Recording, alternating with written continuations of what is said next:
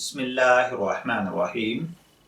अस्सलामु अलैकुम dear viewers, आपके फेवरेट तिब्बी इंफॉर्मेटिव चैनल दारुल हिकमत से आपकी खिदमत में हाजिर हैं। हमारा आज का टॉपिक है दमा, खांसी और बलगम का इखराज।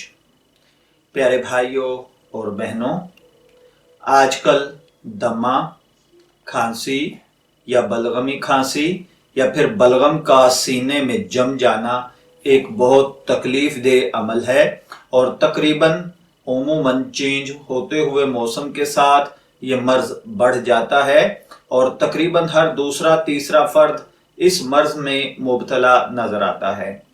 अगर आप भी खांसी या बलगम का शिकार हैं और मुख्तलिफ किस्म की अद्वियात इस्तेमाल कर कर के थक चुके हैं और अफाका नहीं हो रहा, तो प्यारे भाइयों, आज मैं आपकी खिदमत में ये मुख्तसर सा एक नुस्खा लेकर हाजिर हुआ हूँ। ये नुस्खा इंतहाई शानदार, आसान, सस्ता और हर घर में मौजूद नुस्खा है।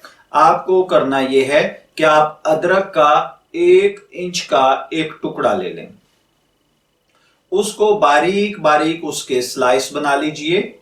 उसके बाद सौंफ, पुदीना जो कि खुश्क हो, इसी तरह दारचीनी, इन चीजों को आप 3-3 ग्राम ले लें और 1 चुटकी सब्ज कावा ले लें।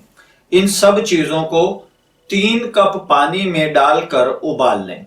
जब पानी 1 कप रह जाए तो छान कर उसमें 2 चम्मच शहद मिलाएं और 1 लीमू का रस उसमें निचोड़कर आप निहार मुंह ये कावा इस्तेमाल करें।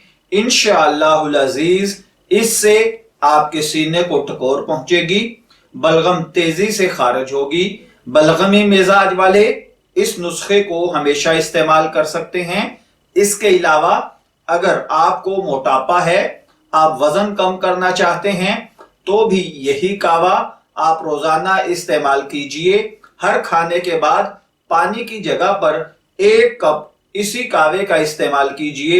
इंशाअल्लाहुल अजीज 1 महीने के रेगुलर इस्तेमाल से आपके वजन में एक वाज़े फर्क नजर आएगा। लेकिन इसके साथ एहतियात ये कीजिए, खाना भूख रख कर खाएं।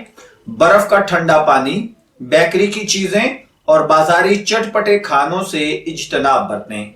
मैं दुआ गो हूं कि अल्लाह ताला हर भाई बहन को खांसी और सीने के मसाइल से महफूज रखे।